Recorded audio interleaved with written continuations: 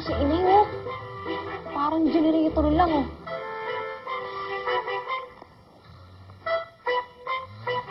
Ate. Ate, ba't kising ka pa?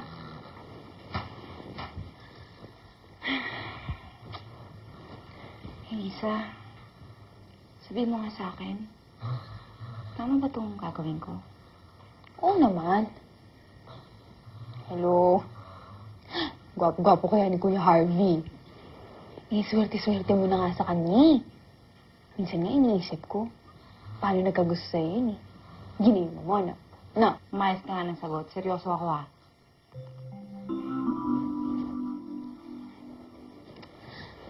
Ay. Ate, bakit ba? Ha? Nagdadalawang isip ka ba? Hindi naman sa ganun. Kaya lang itong mga huling araw, medyo may pinagbago siya. Kakaiba yung mga kinikilos niya. Pag tinatanong ko siya kung may problema, wala naman daw. Alam mo, ate, normal lang yan. May tawag siya niya. Bridal jitters. Ha?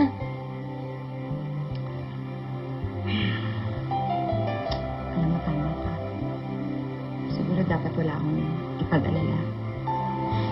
At bukas, sa araw ng kasal ko, ako ang pinakamasayang babae sa buong mundo. Tama. Gusto mo mag-midnights na? Parang meron akong panggisal na nakita sa taas. Okay na ako. Inay, go. Inay, go ka, go. Taas mo ka, Nay. Oo, ang galing, di ba? Oo. Gusto mo duwitan ko?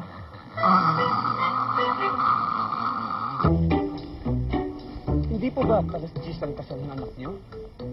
Mag-alas 11 na po. Oo nga, pasensya na kayo, Father. Dali lang. Ano? Nasaan naman si Harvey? Hindi ko po alam, Nay. Pinatawagan ko na po naman rin. Pwede na rin po si Kuya. Palagay mo? Ano ba? Alas 11 na eh.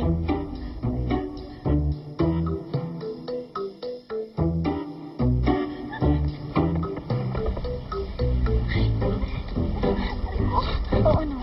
Nakausap mo ba? Ano ba na yung cellphone ka na, Rich? Tapos?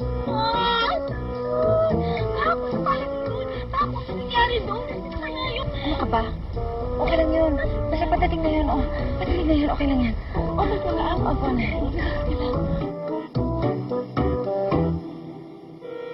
Pagdating na yun. Ay.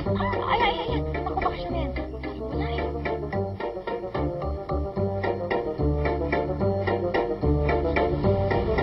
Para po kay Miss Kim Samson.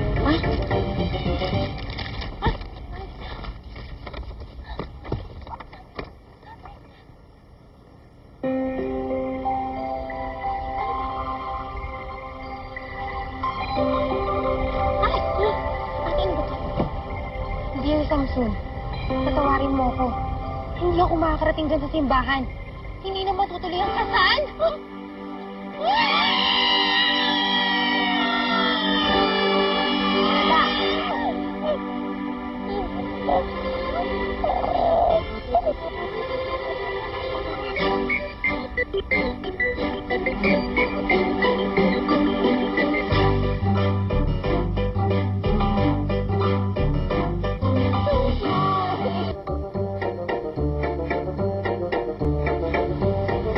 Para po kay Miss Kim Samson.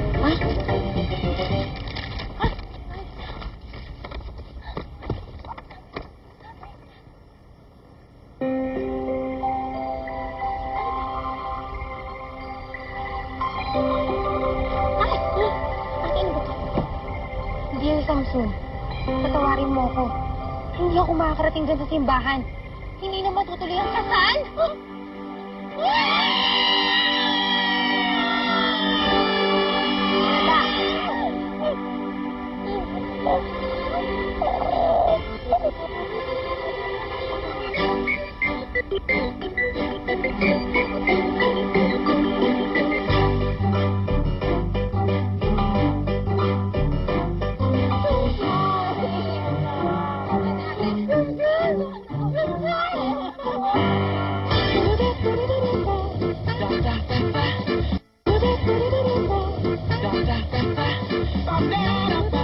Pasensya na. Hindi rin namin gusto yung nangyari. Oo, gaganda niyo pa naman. Salamat, ha? Salamat. Oo. Kung ano yung lalaki mo, walang kwenta! Correct! Ako, akala mo naman kung sinong kagwapuhan? Pero in fairness naman kasi, cute naman kasi talaga yung si Kuya Harvey. But still, hindi niya dapat ginanon si ate. Sinaktan niya, tapos pinahiya niya. Kapal naman ang mukha nun. Napakasamanta. Napakalaking duwag. Pero mawala man lang siyang tapang na sabihin sa atin ng harap-harapan na gusto na niyang umurong sa kasal, dadaanin niya dito sa sulat na ito. Pag nakita ko yung Harvey na yung papakain ko sa kanya ng sulat na to.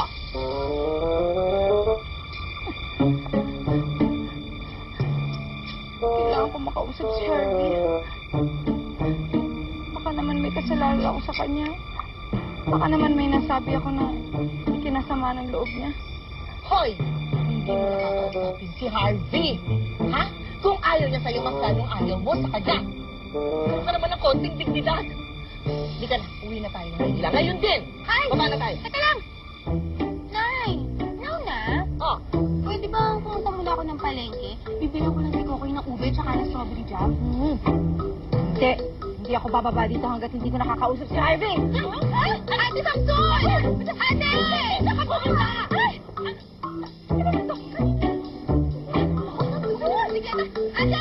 Ano ba sa'yo yan? Samson! Uy, bike ko yan!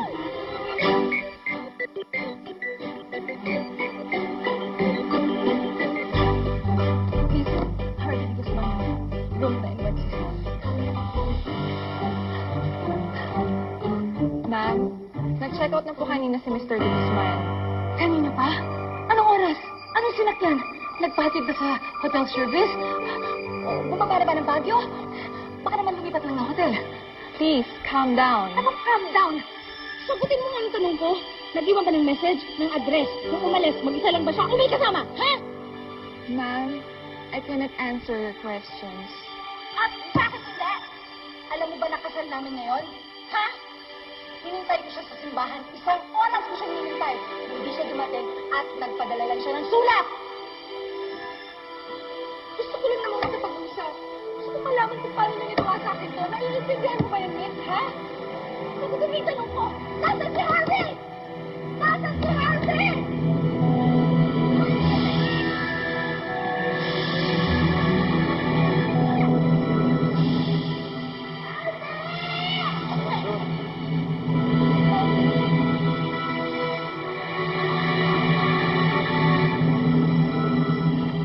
Ay, nako! Eh, nasa na kaya yan si Samson? Nagkausap na kaya sila ng Harvey yan? Kasi naman, nung unang beses ko palang makita yung lalaking yan, wala na talaga akong tiwala. Hindi ko na maintindihan kung bakit naman ho, yung anak nyo ay ayaw makinig sa akin. Kawawa naman yung ate ko. Kasal na nga, naging bato pa. Ang gusto naman ni Kuya Harvey. Swerte na nga siya dun eh. Bakit nga kaya hindi sumipot si Kuya Harvey, no? Hindi, babae yan. Nung inaayos sa kasal nila, may nakilayan iba. Mas sexy, mas paya. Kasi ate niyo, ang taba-taba. Halos hindi nga makakasi doon sa wedding gown niya, di ba? Eh, mabuti na nga lang din, hindi natuloy ang kasal. Hindi natuloy ang kasal. Kawawa naman ang best friend ko, no? Kahit naman malarep ang laki nun, eh ang puso nun, eh ang laki lang din. At saka kung doon nila ibibigay sa Harvey ng pagmamahal niya, sayang! Correct! Ay, super cute pa siya.